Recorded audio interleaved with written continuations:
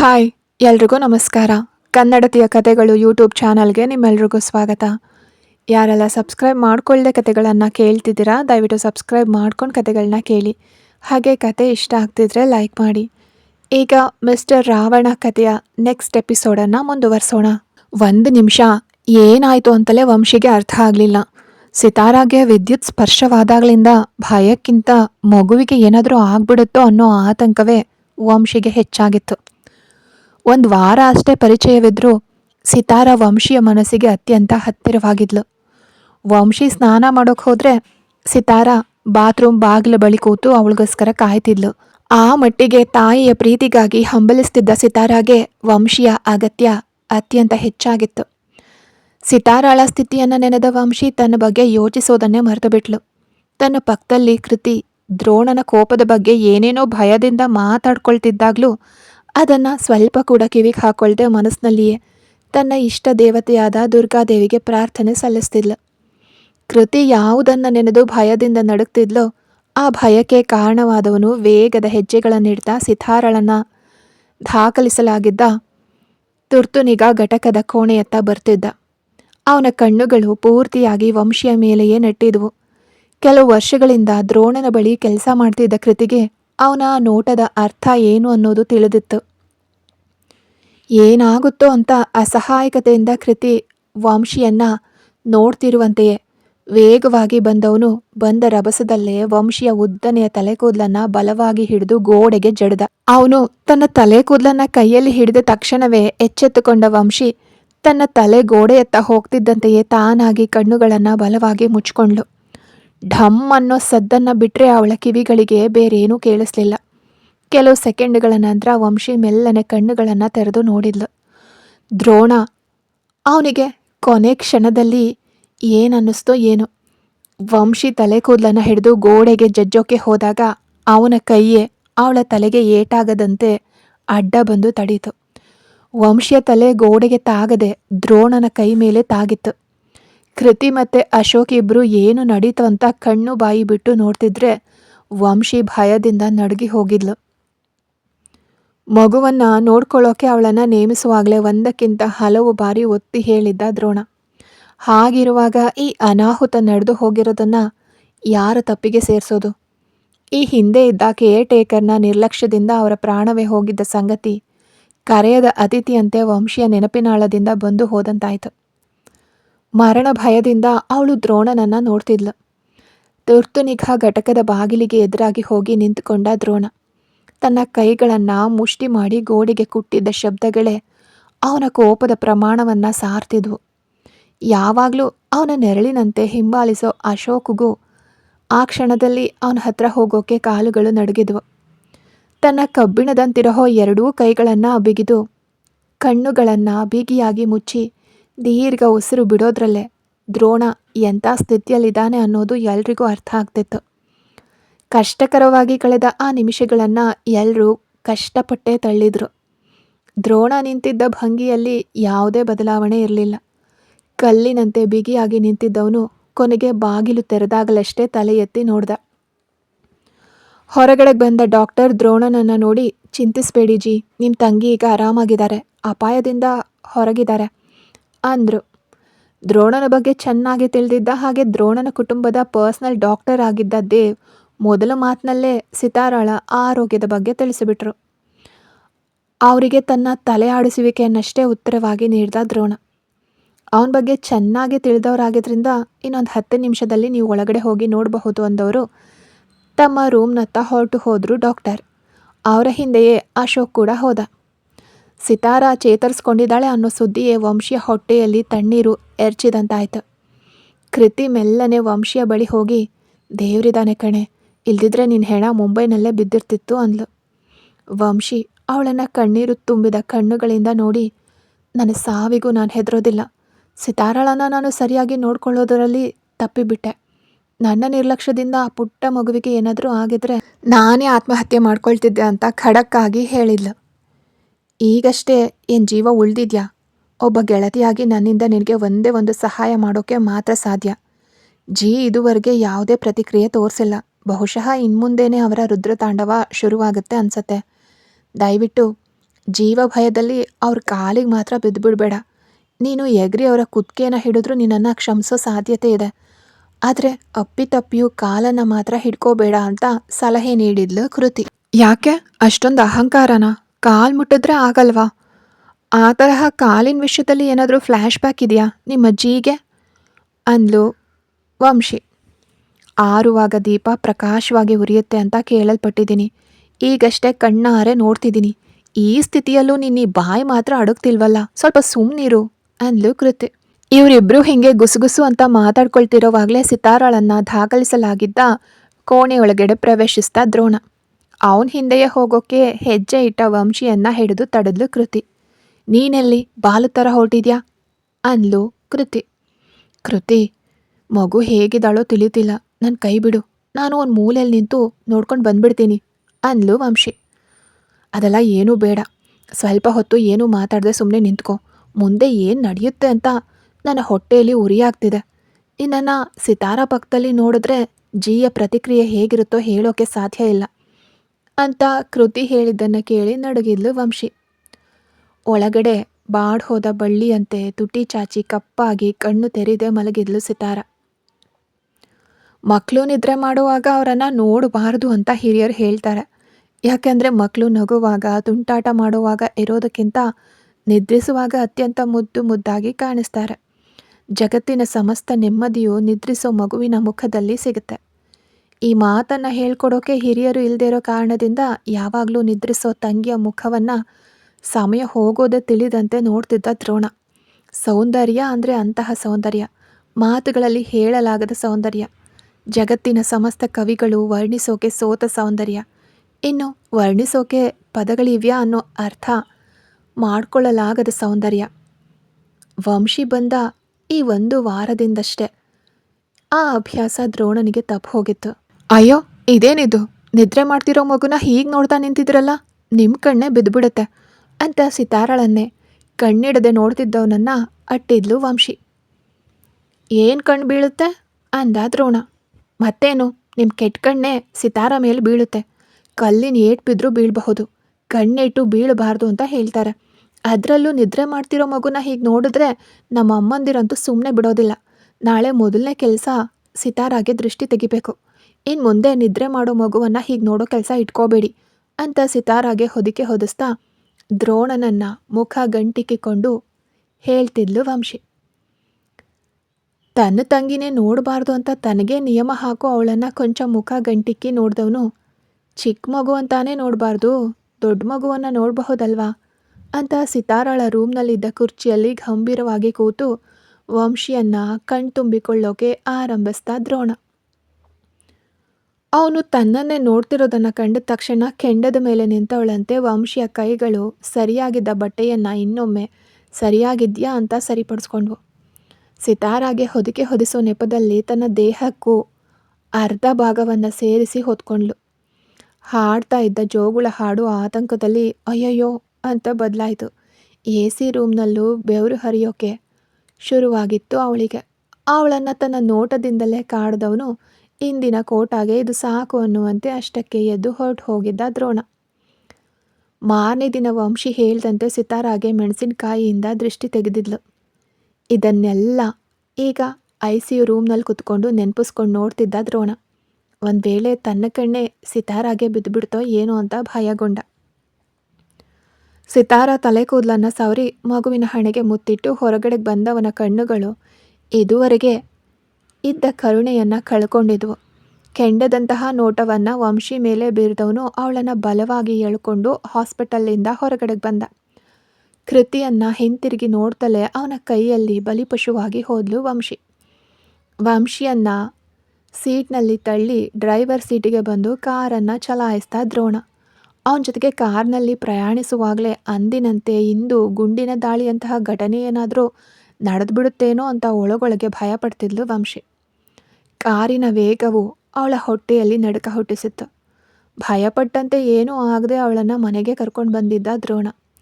Car ನಿಂತ ತಕ್ಷಣ ಮರ್ಯಾದೆಯಿಂದ ಅವಳು ಇಳಿದು ಒಳಗಡೆ ಹೋದಾಗ ಬಿರುಗಾಳಿಯ ವೇಗದಲ್ಲಿ ಕೆಳಗಡೆ ಇಳಿದವನು ಅವಳ ಕೈಯನ್ನು ಹಿಡಿದು ಎಳ್ಕೊಂಡು ಒಳಗಡೆ ಕರ್ಕೊಂಡು ಹೋದ. ಎದುರಿಗೆ ಸಿಕ್ಕ ಕೆಲಸದವರೆಲ್ಲರೂ ವಂಶಿಯನ್ನ ಅಸಹಾಯಕತೆಯಿಂದ ನೋಡಿ ತಮ್ಮ ಕೆಲಸವನ್ನ ಮುಂದುವರೆಸಿದ್ರು. ಇದುವರೆಗೆ ಎಂದೂ ಹೋಗಿರದ ತನ್ನ ರೂಮಿನೊಳಗಡೆ ವಂಶಿಯನ್ನ ಎಳ್ಕೊಂಡು ಹೋಗಿದ್ದ ದ್ರೋಣ. ಅವನು ತಳ್ಳಿದ ರಭಸಕ್ಕೆ ಹಾಸಿಗೆ ಮೇಲೆ ಪಟಕ್ಕಂತ ಬಿದ್ಲು ವಂಶಿ. ಬಿದ್ದ ರಭಸಕ್ಕೆ ಅವಳನ್ನ ಹಾಸಿಗೆಯೇ ತನ್ನೊಳಗಡೆ ಸೆಳೆದುಕೊಂಡಿತ್ತು.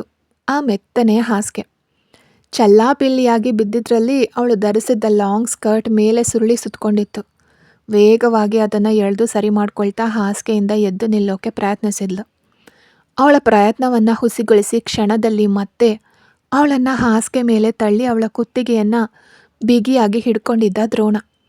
ಭಯದಲ್ಲಿ ಉಗುಳನ್ನು ಸಹ ನುಂಗೋಕ್ಕಾಗದೆ ಕಣ್ಣುಗಳು ಹೊರಬರುವಂತೆ ಅವನನ್ನು ನೋಡಿದ್ಲು ವಂಶಿ. ನಿನಗೇನು ಹೇಳಿದ್ದೆ ನಾನು ಅಂತ ಗಂಭೀರವಾದ ಕಂಠದಲ್ಲಿ ಕೇಳ್ದ ದ್ರೋಣ. ಅವನ ಹಿಡಿ ಕುತ್ತಿಗೆಯಲ್ಲಿ ಬಿಗಿಯಾಗಿದ್ರಿಂದ ವಂಶಿಗೆ ಉತ್ತರಿಸೋಕ್ಕೂ ಸಾಧ್ಯ ಆಗಲಿಲ್ಲ. ಉಸಿರಾಡೋದಕ್ಕೆ ಕಷ್ಟಪಟ್ಲು. ಮೆಲ್ಲನೆ ತನ್ನ ಹಿಡಿತವನ್ನು ಕುತ್ತಿಗೆಯಿಂದ ಸರಿಸ್ತಾ ದ್ರೋಣ. ಅವಳ ಎರಡೂ ಕೈಗಳನ್ನು ಒಟ್ಟಿಗೆ ಮೇಲೆತ್ತಿ ಹಿಡಿದು ಬಂಧಿಸ್ತ. ಸಿತಾರಳನ್ನು ಭದ್ರವಾಗಿ ನೋಡ್ಕೊ ಅಂದಿದ್ರಿ ಅಂತ ಕೆಮ್ಮುತ್ತಲೇ ಉತ್ತರಿಸಿದ್ಲು ವಂಶಿ. ನೋಡ್ಕೊಂಡ್ಯಾ ಎಂದ ಅವನ ಧ್ವನಿಯಲ್ಲಿದ್ದ ಭಾವನೆಗಳನ್ನು ಅರ್ಥೈಸ್ಕೊಳ್ಳೋಕೆ ಸಾಧ್ಯವಾಗಲಿಲ್ಲ. ಕಣ್ಣಲ್ಲಿ ಕಣ್ಣೀರು ಹರಿದ್ರು ಕಣ್ಣು ಮುಚ್ಚದೆ ಅದನ್ನು ಒಳಗಡೆ ತಳ್ಳಿದವಳು, ಒಂದು ನಿಮಿಷ ನಾನು ಹೇಳೋದನ್ನು ನೀವು ಕೇಳಿ ಅಂತ ನಡೆದಿದ್ದನ್ನೆಲ್ಲ ಅವಳಿಗೆ ವಿವರಿಸಿದ್ಲು. ಸಿತಾರ ಚೆನ್ನಾಗಿ ನಿದ್ರೆಗೆ ಜಾರಿದಾಳೆ ಅಂದ್ಕೊಂಡೆ ಅವಳನ್ನು ಬಿಟ್ಟು ನಾನು ಹೋದೆ. ಆದರೆ ಹೀಗಾಗುತ್ತೆ ಅಂತ ನಾನು ಊಹೆನೂ ಮಾಡಿರಲಿಲ್ಲ. ನೀವು ನನ್ನನ್ನು ನಂಬಿದ್ರಿ. ಮೊದಲ ಬಾರಿಗೆ ನಿಮ್ಮ ನಂಬಿಕೆನ ನಾನು ಸುಳ್ಳು ಮಾಡಿಬಿಟ್ಟೆ. ಅದಕ್ಕೆ ನೀವು ಏನು ಶಿಕ್ಷೆ ಕೊಟ್ಟರೂ ನಾನು ಸ್ವೀಕರಿಸ್ತೀನಿ ಅಂದ್ಲು ವಂಶಿ. ಆ್ಯಕ್ಟ್ ಮಾಡ್ತಿದ್ಯಾ ಅಂದ ದ್ರೋಣ. ಈಗ ವಂಶಿಯ ಕಣ್ಣಿನಿಂದ ಕಣ್ಣೀರು ಹರಿದೇ ಬಿಡ್ತು. ನಾನು ಒಂದು ಮಗುವಿಗೆ ತಾಯಿ ಆಗದೆ ಇರಬಹುದು, ಆದರೆ ಸಿತಾರಾಳನ್ನು ನನ್ನ ಸ್ವಂತ ಮಗುವಿನಂತೆ ನೋಡ್ಕೊಳ್ತೀನಿ. ಅವಳನ್ನು ಆ ಸ್ಥಿತಿಯಲ್ಲಿ ನೋಡಿದಾಗ ನನ್ನ ಪ್ರಾಣವೇ ನನ್ನಲ್ಲಿರಲಿಲ್ಲ. ದೇವರ ದಯೆಯಿಂದ ಅವಳು ಬದುಕೊಂಡ್ಳು. ಇಲ್ದಿದ್ರೆ ನೀವು ನಂಬಿದ್ರು ನಂಬದೇ ಇದ್ರು ಇದೇ ನಿಜ ಅಂದ್ಲು ವಂಶಿ. ಋತುಚಕ್ರದ ಸಮಯದಲ್ಲಿ ಉಂಟಾಗೋ ಹೊಟ್ಟೆ ನೋವಿನ ಬಾಧೆ ಒಂದು ಕಡೆ, ಅವಳ ಮೇಲೆ ಅವನು ಮಲಗಿರೋದ್ರಿಂದ ಅವನ ಭಾರ ಇನ್ನೊಂದು ಕಡೆ. ಅವಳಿಗೆ ಉಸಿರಾಡೋಕ್ಕೂ ಸಹ ಸಾಧ್ಯವಾಗ್ತಿರ್ಲಿಲ್ಲ. ನಿನಗೇನು ಶಿಕ್ಷೆ ಗೊತ್ತಾ ಅಂತ ಹಲ್ಲು ಕಡಿದು ಮಾತುಗಳನ್ನು ತೂರ್ದ ದ್ರೋಣ. ಎಷ್ಟೇ ಧೈರ್ಯವಾಗಿ ಅವನ ಜೊತೆಗೆ ಮಾತಾಡ್ಬಿಟ್ರೂ ಒಳಗೊಳಗಡೆ ಭಯ ಅಂತೂ ಇದ್ದೇ ಇತ್ತು. ನಡುಗೋ ತುಟಿಯನ್ನು ತನ್ನ ಹಲ್ಲುಗಳಿಂದ ಕಚ್ಚಿ ನಡುಕವನ್ನು ತಡೆದವಳು ಕಣ್ಣೀರು ತುಂಬಿದ ಕಣ್ಣುಗಳಿಂದ ಅವನ ಮುಖವನ್ನು ಎತ್ತಿ ನೋಡಿದ್ಲು. ನಿನಗಿರೋ ಶಿಕ್ಷೆ ಏನು ಅಂದರೆ ನನ್ನನ್ನು ನೀನು ಮದುವೆ ಆಗಬೇಕು ಅಂದ ದ್ರೋಣ. ಅವಳ ಕಣ್ಣುಗಳಂತೆಯೇ ತುಟಿಗಳು ಕೂಡ ಅಗಲವಾಗಿ ತೆರ್ಕೊಂಡ್ವು. ಉಸಿರಾಡೋದನ್ನು ಕೂಡ ಮರ್ತವಳಂತೆ ಅವನ ಮುಖವನ್ನೇ ಕಣ್ಣು ಮುಚ್ಚದೆ ನೋಡ್ತಿದ್ಲು ವಂಶಿ. ಅವಳ ಆಘಾತಗೊಂಡ ಸ್ಥಿತಿಯನ್ನೇ ನೋಡ್ತಾ ಪಟ್ಟಂತ ವಂಶಿಯ ಕೆಳತುಟಿಯನ್ನು ತನ್ನ ಒತ್ತಡದ ತುಟಿಗಳಿಂದ ಎಳೆದು ಸವಿಯೋಕೆ ಪ್ರಾರಂಭಿಸಿದ್ದ ದ್ರೋಣ. ಅವಳು ಅವನಿಂದ ಬಿಡಿಸ್ಕೊಳ್ಳೋಕೆ ಎಷ್ಟೇ ಪ್ರಯತ್ನ ಪಟ್ಟರೂ ಅವಳನ್ನು ಬಿಡದೆ ತನ್ನ ತುಟಿಗಳಿಂದ ಅವಳ ತುಟಿಗಳನ್ನು ಬಿಗಿಯಾಗಿ ಬಂಧಿಸ್ತಾ ದ್ರೋಣ. ಈಗ ಸೀನ್ ಚೇಂಜ್ ಮಾಡಿದ್ರೆ ಅಲಂಕರಿಸಿದ ಮಂಟಪ ಇರಲಿಲ್ಲ. ರೇಷ್ಮೆ ಸೀರೆ ಉಟ್ಟು ಹೂ ಮುಡಿದು ಮದರಂಗಿ ಹಚ್ಚಿದ ಕೈಗಳಿರಲಿಲ್ಲ. ಅಕ್ಷತೆ ಅಂತೂ ಎಲ್ಲೂ ಬಿದ್ದಿರಲಿಲ್ಲ. ಕಿವಿಗೆ ಇಂಪಾದ ಮಂಗಲ ವಾದ್ಯಗಳಿಗೂ ಅಲ್ಲಿ ಜಾಗ ಇರಲಿಲ್ಲ. ಮನೆಯ ಪೂಜಾ ಕೋಣೆಯಲ್ಲೇ ದ್ರೋಣ ವಂಶಿಯ ಕುತ್ತಿಗೆಗೆ ತಾಳಿ ಕಟ್ಟುಬಿಟ್ಟ. ಮದುವೆಯನ್ನು ನೋಂದಣಿ ಮಾಡೋಕ್ಕೆ ಮನೆಗೆ ರಿಜಿಸ್ಟ್ರಾರ್ಗಳನ್ನು ಬರಮಾಡ್ಕೊಂಡಿದ್ದ. ದ್ರೋಣನ ಕಡೆ ಅಶೋಕ್ ಮತ್ತು ಅವನ ಲಾಯರ್, ವಂಶಿಯ ಕಡೆ ಕೃತಿ ಮಾತ್ರ ನಿಂತಿದ್ಲು. ಕೆಲಸದವರು ಅಲ್ಲಲ್ಲಿ ನಿಂತು ತಮ್ಮ ಯಜಮಾನನ ಮದುವೆನ ಕಣ್ಣಾರೆ ಕಂಡಿದ್ದೇ ಸರಿ. ತಕ್ಷಣ ತಮ್ಮ ದಿನನಿತ್ಯದ ಕೆಲಸಗಳನ್ನು ನೋಡೋಕೆ ಹೊರಟು ಹೋದರು. 15 ನಿಮಿಷದಲ್ಲೇ ಮದುವೆ ನೋಂದಣಿಯು ಮುಗಿದು ಹೋಯಿತು. ದ್ರೋಣ ಅಶೋಕ್ ಜೊತೆಗೆ ಮಾತಾಡ್ತಾ ತನ್ನ ಆಫೀಸ್ ರೂಮ್ನೊಳಗಡೆ ಹೊರಟು ಹೋದ. ಈಗ ಇಲ್ಲಿ ಏನು ನಡೀತು ಅಂತ ಅರ್ಥ ಆಗದೆ ಹಾಲ್ನ ಮೂಲೆಯಲ್ಲಿದ್ದ ಬೆತ್ತದ ಕುರ್ಚಿಯಲ್ಲಿ ಕುಳಿತು ಬಿಟ್ಲು ವಂಶಿ. ಸಿತಾರ ಸಾವು ಬದುಕಿನ ನಡುವೆ ಹೋರಾಡ್ತಿದ್ದ ಹಂತವನ್ನು ದಾಟಿ ಕ್ಷೇಮವಾಗಿದ್ದಾಳೆ ಅಂತ ಡಾಕ್ಟರ್ ತಿಳಿಸ್ತಾ ಇದ್ದಂತೆ ಸಿತಾರಾಳ ಆ ಸ್ಥಿತಿಗೆ ವಂಶಿಯ ಅಜಾಗರೂಕತೆಯೇ ಕಾರಣ ಅಂತ ನಿರ್ಧರಿಸಿದ್ದ ದ್ರೋಣ ಅವಳಿಗೆ ಸೂಕ್ತ ಶಿಕ್ಷೆಯನ್ನೇ ಕೊಟ್ಟ. ಪ್ರಾಣವೇ ಹೋಗೋ ಶಿಕ್ಷೆ ಅಂತ ವಂಶಿ ಭಾವಿಸ್ತಿದ್ರೆ ಜೀವಮಾನವಿಡೀ ತನ್ನ ಜೊತೆಗೆ ಜೀವಿಸೋ ಶಿಕ್ಷೆಯನ್ನು ಅವಳಿಗೆ ಕೊಟ್ಟು ಬಿಟ್ಟ ದ್ರೋಣ. ಮೊದಲು ಸಾಧ್ಯವೇ ಇಲ್ಲ ಅಂತ ಮುನಿಸ್ಕೊಂಡ ವಂಶಿನ ದ್ರೋಣ ಗಣನೆಗೆ ತೆಗೆದುಕೊಂಡಂತೆಯೇ ಇರಲಿಲ್ಲ. ನೀನು ತಪ್ಪು ಮಾಡಿದ್ಯಾ, ಅದಕ್ಕೆ ಬೇಕಾದ ಶಿಕ್ಷೆಯನ್ನು ನಾನು ನಿನಗೆ ಕೊಟ್ಟಿದ್ದೀನಿ, ಒಪ್ಕೊಳ್ಳೋದು ಬಿಡೋದು ನಿನ್ನಿಷ್ಟ ಅಂತ ಹೆಗಲು ಕುಲುಕ್ತಾ ಅಲ್ಲಿಂದ ಹೊರಟು ಹೋಗಿದ್ದ ದ್ರೋಣ. ಕೃತಿ ದ್ರೋಣನ ಈ ವಿಚಿತ್ರ ಶಿಕ್ಷೆಯನ್ನು ಕಂಡು ಬೆಚ್ಚಿ ಬಿದ್ಲು. ಅವಳು ಸಹ ಕೆಲವು ವರ್ಷಗಳಿಂದ ದ್ರೋಣನ ಬಳಿ ಕೆಲಸ ಮಾಡ್ತಿದ್ದಾಳೆ. ಆದರೆ ಒಂದು ಬಾರಿಯೂ ಜಿಯ ನೋಟ ಕೃತಿಯ ಮೇಲೆ ಕೆಟ್ಟಾಗಿ ಬಿದ್ದಿದ್ದೇ ಇಲ್ಲ. ಇನ್ನೂ ಹೇಳಬೇಕು ಅಂದರೆ ದ್ರೋಣನ ಬಾಡಿಗಾರ್ಡ್ ಒಬ್ಬ ಕೃತಿ ಕೆಲಸಕ್ಕೆ ಸೇರಿದ ಹೊಸ್ತ್ರಲ್ಲಿ ಬೇಕು ಅಂತಲೇ ಅವಳ ಬೆನ್ನ ಹಿಂದೆ ತಟ್ಟಿದ್ದನ್ನು ದ್ರೋಣ ನೋಡಿಬಿಟ್ಟಿದ್ದ. ಆ ಬಾಡಿಗಾರ್ಡ್ನ ತಟ್ಟಿದ ಕೈಯನ್ನೇ ಕತ್ತರಿಸಿದ್ದ ದ್ರೋಣ. ಅವನು ನೋವಿನಿಂದ ಕಿರ್ಚಾಡೋದನ್ನು ಸ್ವಲ್ಪವೂ ಲೆಕ್ಕಿಸದೆ 10 ಲಕ್ಷ ರೂಪಾಯಿಯ ಚೆಕ್ ಬರೆದು ಅವನ ಮುಖಕ್ಕೆ ಎಸ್ದು ಕೆಲಸದಿಂದ ಓಡಿಸ್ಬಿಟ್ಟಿದ್ದ. ಅಂತಹದ್ರಲ್ಲಿ ಜಿ ವಂಶಿಯಲ್ಲಿಗೆ ಬಂದಾಗ್ನಿಂದ ಅವಳ ಹಿಂದೆಯೇ ತನ್ನ ನೋಟವನ್ನು ಹರಿಬಿಡ್ತಾ ಇರೋದನ್ನು ಕೃತಿ ಯೋಚಿಸ್ತಾ ನೋಡ್ತಿದ್ಲು. ಆದರೆ ಸಿತಾರ ವಿಷಯದಲ್ಲಿ ವಂಶಿಗೆ ಎಂತಹ ಶಿಕ್ಷೆ ನೀಡಬಹುದು ಅಂತ ಅವಳು ನಡುಗ್ತಾ ಇದ್ದ ಸಮಯದಲ್ಲಿ ಮದುವೆ ಮಾಡ್ಕೊ ಅಂತ ಹೇಳ್ತಾನೆ ಅಂತ ಅವಳು ಕನಸಿನಲ್ಲೂ ಕೂಡ ಯೋಚಿಸಿರಲಿಲ್ಲ. ವಂಶಿ ಇದರಿಂದ ತಪ್ಪಿಸ್ಕೊಳ್ಳೋಕೆ ಏನಾದರೂ ದಾರಿ ಇದೆಯಾ ಅಂತ ಕೃತಿ ಹತ್ರ ಕೇಳಿದಾಗ, ನಾನು ಹೇಳೋದನ್ನು ಕೇಳು ವಂಶಿ, ಸುಮ್ಮನೆ ಜೀನ ಮದುವೆ ಆಗು ಅಂತ ಕೃತಿ ಹೇಳಿದ್ದನ್ನು ಕೇಳಿ ಅವಳನ್ನು ಮುಖ ಗಂಟಿಕ್ಕಿ ನೋಡಿದ್ಲು ವಂಶಿ. ಯಾಕೆ ಹಾಗೆ ನೋಡ್ತೀಯಾ, ನಿನ್ನೊಳ್ಳೆದಕ್ಕೆ ಹೇಳ್ತಿದ್ದೀನಿ. ಜಿಗಿಂತ ಉತ್ತಮವಾದವನನ್ನು ನಿನಗೆ ಹುಡ್ಕೋಕೆ ಸಾಧ್ಯನಾ? ನಿನಗೆ ಎಂಥ ಒಳ್ಳೆ ಟೈಮೋ ಗೊತ್ತಿಲ್ಲ. ನಿನ್ನನ್ನು ತುಂಡು ತುಂಡಾಗಿ ಕತ್ತರಿಸಿ ಹಾಕ್ತೆ ಮದುವೆ ಆಗೋಕೆ ಕೇಳ್ತಿದ್ದಾರೆ. ಸುಮ್ಮನೆ ಅವರನ್ನು ಮದುವೆ ಆಗಿ ಜೀವನದಲ್ಲಿ ಸೆಟಲ್ ಆಗಿಬಿಡು ಅಂತ ಕೃತಿ ತನ್ನಿಂದ ಸಾಧ್ಯವಾದಷ್ಟು ತಿಳಿಸಿ ಹೇಳೋಕೆ ಪ್ರಯತ್ನಿಸಿದ್ಲು ವಂಶಿಗೆ. ಯಾವ ಇಷ್ಟವಿಲ್ಲದ ಮದುವೆಗಾಗಿ ತನ್ನ ಮನೆಯನ್ನು ತೊರೆದು ಓಡಿ ಬಂದಿದ್ಲೋ, ಈಗ ಮತ್ತೆ ಇಷ್ಟವಿಲ್ಲದ ಮದುವೆ ಇನ್ನೊಬ್ಬನ ಜೊತೆಗೆ ನಡೆಯಲಿದೆ. ಅಲ್ಲಿಂದ ತಪ್ಪಿಸ್ಕೊಂಡು ಬರೋಕೆ ಸಾಧ್ಯವಾದ ವಂಶಿಗೆ ಇಲ್ಲಿಂದ ತಪ್ಪಿಸ್ಕೊಳ್ಳೋಕೆ ಸಾಧ್ಯವಾಗಲಿಲ್ಲ. ಹಾಗಿದ್ರೂ ಪ್ರಯತ್ನ ಪಡದೆ ಬಿಡಬಾರ್ದು ಅನ್ನೋ ಕಾರಣಕ್ಕೆ ಭದ್ರತಾ ಸಿಬ್ಬಂದಿಯನ್ನೆಲ್ಲ ಏಮಾರಿಸಿ ಹತ್ತಿರದ ದೇವಸ್ಥಾನಕ್ಕೆ ಹೋಗೋದಾಗಿ ಹೇಳಿ ಓಟ ಕಿತ್ಲು ವಂಶಿ. ಜನಸಂಚಾರ ಕಡಿಮೆ ಇದ್ದ ದ್ರೋಣನ ಮನೆಯ ಭಾಗವನ್ನು ದಾಟ್ತಿದ್ದಂತೆ ಎಲ್ಲಿಗೆ ಹೋಗ್ತಿದ್ದೀವಿ ಅಂತ ಕೂಡ ತಿಳಿದೆ ಜನಸಂದಣಿಯೊಳಗಡೆ ನುಗ್ಗಿ ಎಲ್ಲೆಲ್ಲೋ ತಿರುಗಿ ನಿಲ್ಲದೆ ಓಡ್ತಿದ್ಲು ವಂಶಿ. ಕೆಲವು ನಿಮಿಷಗಳ ಓಟವೇ ಹೇಳ್ತಿತ್ತು ಖಂಡಿತವಾಗ್ಲೂ ಅವಳು ಜಿಯ ಮನೆಯಿಂದ ಬಹಳ ದೂರದಲ್ಲಿದ್ದಾಳೆ ಅಂತ. ಅದಕ್ಕಿಂತ ಹೆಚ್ಚಾಗಿ ಓಡೋಕ್ಕೆ ಸಾಧ್ಯವಾಗದೆ ಕಾಲುಗಳು ಆಸರೆಯನ್ನು ಬೇಡಿದ್ವು. ಉಸಿರಾಡೋಕ್ಕೂ ಸಾಧ್ಯವಾಗದೆ ಗಂಟಲು ಒಣಗಿ ಹೋಯಿತು ವಂಶಿಗೆ. ಕೊಂಚ ದೂರದಲ್ಲಿದ್ದ ಅಂಗಡಿಗೆ ಮಿನರಲ್ ವಾಟರ್ ಕೊಳ್ಳೋಕೆ ಹೋದ್ಲು ವಂಶಿ. ಮಿನರಲ್ ವಾಟರ್ ಅಂದ ತಕ್ಷಣ ಅಂಗಡಿಯವನು ಮಿನರಲ್ ವಾಟರ್ ಬಾಟಲನ್ನು ಎತ್ತಿಟ್ಟಾಗ ಅದಕ್ಕೆ ತಕ್ಕ ಹಣವನ್ನು ಕೊಟ್ಟು ನೀರಿನ ಬಾಟಲಿಯನ್ನು ಕೈಗೆತ್ತಿಕೊಳ್ಳೋಕೆ ಕೈ ಚಾಚಿದ್ಲು ವಂಶಿ. ಅಷ್ಟರಲ್ಲೇ ಒಂದು ಗಟ್ಟಿ ಮುಟ್ಟಾದ ಕೈ ಅವಳು ಹಣ ಕೊಟ್ಟು ಕೊಂಡ ಬಾಟಲಿಯನ್ನು ಎತ್ಕೊಂಡಿತ್ತು. ಪಟ್ಟಂತ ತಿರುಗಿ ನೋಡಿದ ವಂಶಿಗೆ ಭಯದಲ್ಲಿ ಪ್ರಾಣವೇ ಹೋದಂತಾಯಿತು. ಮೆರೂನ್ ಬಣ್ಣದ ತೋಳಿನ ಫಾರ್ಮಲ್ ಶರ್ಟು, ಕಪ್ಪು ಬಣ್ಣದ ಜೀನ್ಸು, ಕಣ್ಣಲ್ಲಿ ಕೂಲರ್ಸ್ ತರಿಸಿ ಓಡ್ ಬಂದವಳ ನೀರಿನ ಬಾಟಲಿಯನ್ನು ಎತ್ಕೊಂಡವನು ತಾನೇ ಓಡ್ ಬಂದಿರೋನ್ ಹಾಗೆ ಇಡೀ ಬಾಟಲಿಯನ್ನು ಖಾಲಿ ಮಾಡ್ದ ದ್ರೋಣ. ಅವನನ್ನು ಅಲ್ಲಿ ಕಂಡ ತಕ್ಷಣ ಅಂಗಡಿಯವನು ವೇಗವಾಗಿ ಒಂದು ಸಲಾಮ್ ಹೊಡೆದ. ಸಣ್ಣ ತಲೆ ಆಡಿಸುವಿಕೆಯೊಂದಿಗೆ ಅದನ್ನು ಸ್ವೀಕರಿಸಿದವನು ವಂಶಿಯತ್ತ ತನ್ನ ನೋಟವನ್ನು ಹರಿಸಿದ ದ್ರೋಣ, ಸಣ್ಣ ವಯಸ್ಸಿನಲ್ಲಿ ತುಂಬ ಚೆನ್ನಾಗಿ ಓಡ್ತಿದ್ಯಾ, ಎಷ್ಟು ಬಹುಮಾನ ಗೆದ್ದಿದ್ಯಾ ಅಂದ ದ್ರೋಣ. ವಂಶಿ ಏನು ಮಾತಾಡದೆ ದಿಗ್ಭ್ರಮೆಗೊಂಡವಳಂತೆ ನಿಂತಿದ್ರೆ ದ್ರೋಣ ಅಂಗಡಿಯವನು ಬಿಸಿ ಬಿಸಿಯಾಗಿ ಕರೀತಾ ಇದ್ದ ತಟ್ಟೆ ತುಂಬ ಇದ್ದ ಸಮೋಸವನ್ನು ತೆಗೆದು ಕಚ್ಚಿದ. ನಾನು ಯಾವತ್ತೂ ಇಲ್ಲಿಗೆ ಬಂದರೆ ಈ ಅಂಗಡಿಲೇ ಸಮೋಸ ತಿನ್ನೋದು. ಸುಮ್ಮನೆ ಹೇಳಬಾರ್ದು, ಸೂಪರಾಗಿರುತ್ತೆ. ಅದರಲ್ಲೂ ಈ ಚಿಕನ್ ಸಮೋಸ ಅಂತ 4-5 ಸಮೋಸಗಳನ್ನು ಪ್ಯಾಕ್ ಮಾಡೋಕೆ ಹೇಳಿದವನು ಅದಕ್ಕೆ ತಕ್ಕ ಹಣವನ್ನು ಕೊಟ್ಟು ಜೀವಂತ ಗೊಂಬೆಯಂತೆ ನಿಂತಿದ್ದ ವಂಶಿಯ ಕೈ ಹಿಡಿದು ಎಳ್ಕೊಂಡು ಬಂದು ಕಾರ್ನಲ್ಲಿ ಕೂರಿಸ್ದ. ಸಮೋಸವನ್ನು ತಿಂತಲೇ ಕಾರ್ ಚಲಾಯಿಸಿದವನು, ಏನೇ ದೇವಮ್ಮ, ದೆವ್ವ ಹೊಡೆದಂತೆ ಇದೆಯಾ, ಯಾವುದನ್ನಾದರೂ ನೋಡಿ ಭಯ ಬಿದ್ಯಾ ಅಂದ ದ್ರೋಣ. ಇಷ್ಟು ಹೊತ್ತು ಶಿಲೆಯಂತೆ ಇದ್ದ ವಂಶಿಗೆ ಅವನ ಈ ಚೇಷ್ಟೆಯ ಮಾತುಗಳು ಉರಿಯನ್ನು ತರಿಸಿದ್ವು. ವೇಗವಾಗಿ ಅವನತ್ತ ನೋಟ ಹರಿಸಿದವಳು, ನನಗೆ ನಿಮ್ಮನ್ನು ಮದುವೆ ಆಗೋಕೆ ಇಷ್ಟ ಇಲ್ಲ. ಮದುವೆನ ಹೊರತುಪಡಿಸಿ ನೀವು ಬೇರೆ ಯಾವುದೇ ಶಿಕ್ಷೆ ಕೊಟ್ಟರು ನಾನು ಸ್ವೀಕರಿಸ್ತೀನಿ ಅಂದ್ಲು ವಂಶಿ. ಸರಿ ಅಂದ ದ್ರೋಣ. ನನ್ನನ್ನು ಕೊಂದ್ರು ಸರಿ ಅಂದ್ಲು ವಂಶಿ. ಸರಿ ಅಂದವನು ಅವಳ ಆತಂಕವನ್ನು ಎಳ್ಳಷ್ಟು ಲೆಕ್ಕಿಸದೆ ವಂಶಿಯ ಪ್ರತಿಯೊಂದು ಮಾತಿಗೂ ಸರಿ ಅಂತ ರಾಗ ಎಳೆದ ದ್ರೋಣ.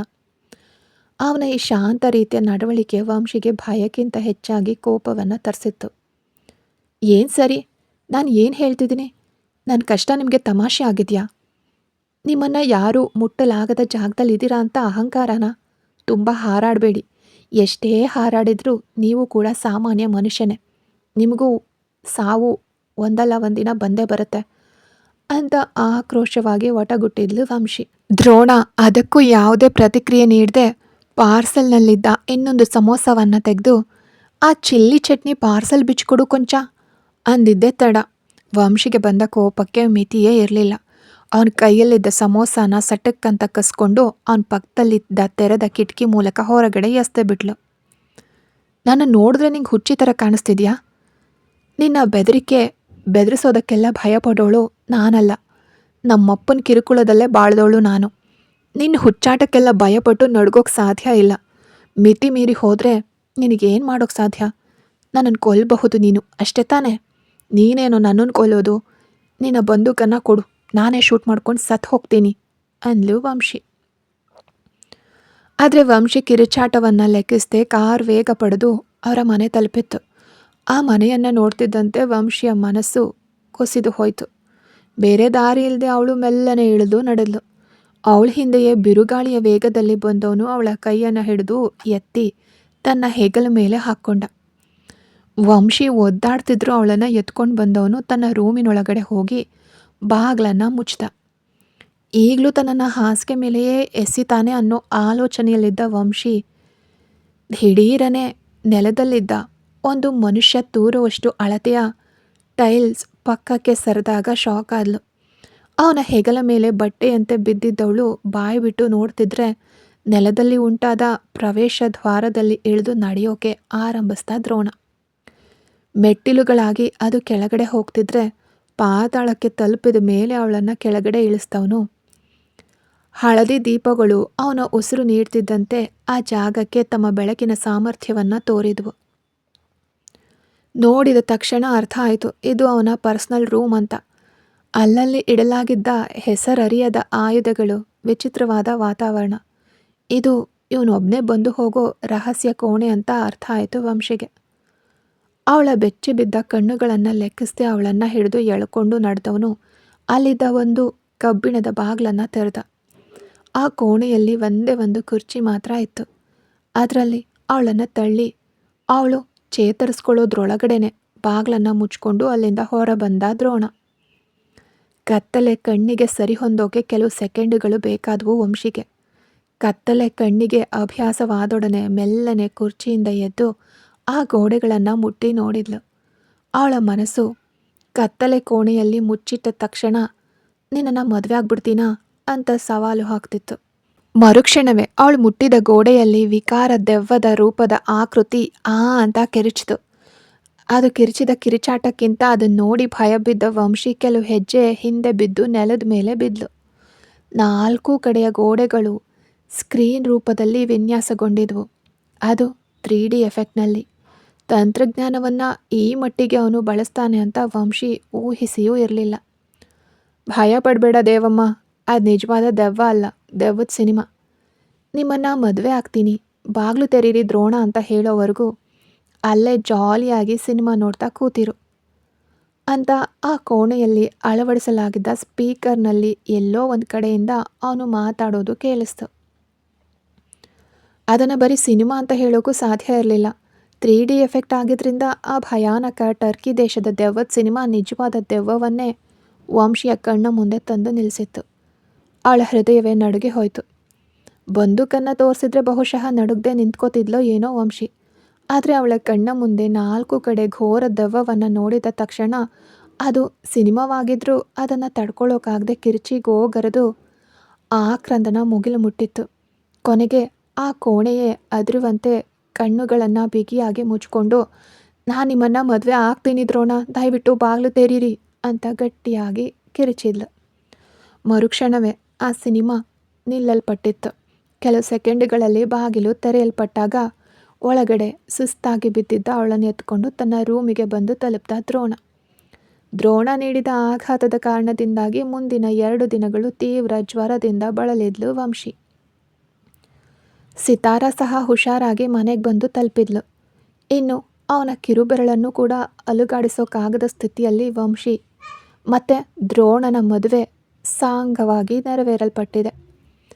ಸುಸ್ತಾಗಿ ಕೂತಿದ್ದ ಗೆಳತಿಗೆ ಆರೈಕೆಯ ಮಾತುಗಳನ್ನು ಹೇಳೋಕ್ಕೂ ಪದಗಳಿಲ್ಲದೆ ತವಕಿಸಿದ್ಲು ಕೃತಿ. ಕೃತಿಯ ಸ್ಪರ್ಶವನ್ನು ಅರಿತ ವಂಶಿ ಎಚ್ಚೆತ್ತು ಗೆಳತಿಯನ್ನು ನೋಡಿದೊಡನೆ ಕೃತಿಯನ್ನು ಬಿಗಿಯಾಗಿ ಅಪ್ಕೊಂಡು ಅತ್ಲು ವಂಶಿ. ಅದನ್ನು ತನ್ನ ಆಫೀಸ್ ರೂಮ್ನಲ್ಲಿ ಲ್ಯಾಪ್ಟಾಪ್ ಮೂಲಕ ನೋಡ್ತಾ ಇದ್ದ ದ್ರೋಣ. ಕತೆ ಮುಂದುವರಿಯುತ್ತೆ.